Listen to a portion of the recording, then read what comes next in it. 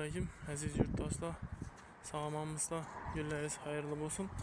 Xudo xolasa endi keyingi ustanovcha xizmatimiz aeroportskiy taraf Toj milliy taomlar restoran, kafe sini elde bo'ldi. Yana xudo xolasa ish boshladik. İşte boshlab bo'ldik desak ham bo'ladi. Ama sivni chiqarganimiz sababi bu yerda biz stoykani usti tumalak shor yoki boshqa bir yana bir 5-6 xil tumalak nelerimiz bor, shu bo'lishi kerak edi. Bu yerga lampochka qo'yamiz dedi biratamiz. Choyxona, kafeni elde chiroyli bo'lib turish uchun lampochka, g'o'k, qizil, sariq yanadan lampochkalar bor. Shundan ustanovcha qilamiz dedi.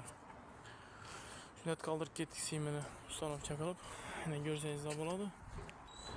Doğruligini,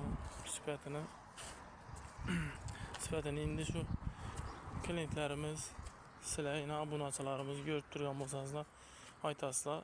Yerinde kaçık, yine nechik tavsiya berishlarini o'zlaringizlar ustalar ham ko'rib turgan bo'lishi mumkin. Maslahat, tavsiya bersangizlar ham bo'ladi. Bilmagan yerimizni o'rgatib, uka birini falan deb kommentariya yozib bersangizlar zor bo'ladi. Optimiz ham oshadi.